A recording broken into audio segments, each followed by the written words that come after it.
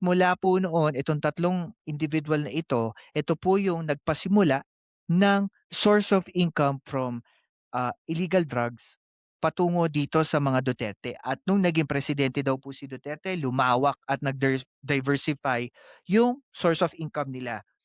Namely, yung Pogo and yung mga Chinese na mga sources nila. After daw po maging presidente si ah, President Duterte. Um, Tinanong din po dito si Senator Trillanes kung ito po ay magiging grounds for bribery, yung pagbibigay po ng pera ng mga naturang individual sa mga Duterte. Sabi dito, yes, it's under anti-graft law. Pwede silang makasuhan as bribery. Um, Kaya yung tuwiran yung sinasabi dito, yung sinasabi ng mga Duterte that that they are a anti-drug crusader. Pahayag po ito ni Senator Trillanes, hindi po totoo.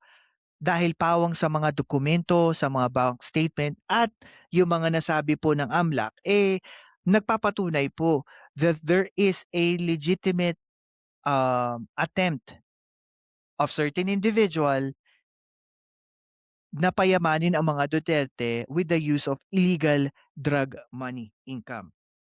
At sinabi niya rin dito, marami mga discrepancy sa inflow at outflow. Ano po ba yon? Yung mga perang pumasok sa kanilang bangko at yung mga perang lumabas.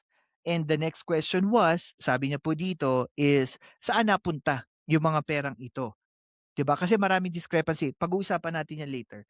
And sabi niya po, marami pa pong information ang hindi pa lumalabas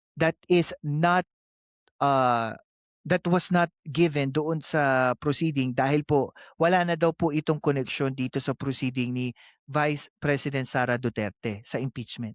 Ito daw po ay connected na ng isang video na inilabas na before na sabi ni Pangulong Duterte na naubos na or nagamit na yung mga pera dito sa bank account na to. I think this was yun sa Quadcom nung tinanong siya.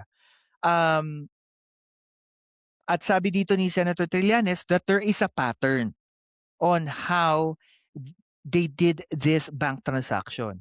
Di umano, dito sa mga statement na inilabas ni Senator Trillanes, merong 40 to 50 million pesos ang natatanggap ng Duterte family kada 6 na buwan, every 6 months, na tumutugma po sa mga checking inilabas ni dating Senator Trillanes dito sa proceeding sa Kamara, which is nanggaling daw po kay Sammy Uy.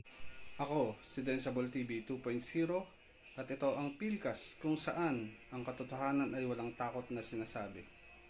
Like, share, and subscribe na.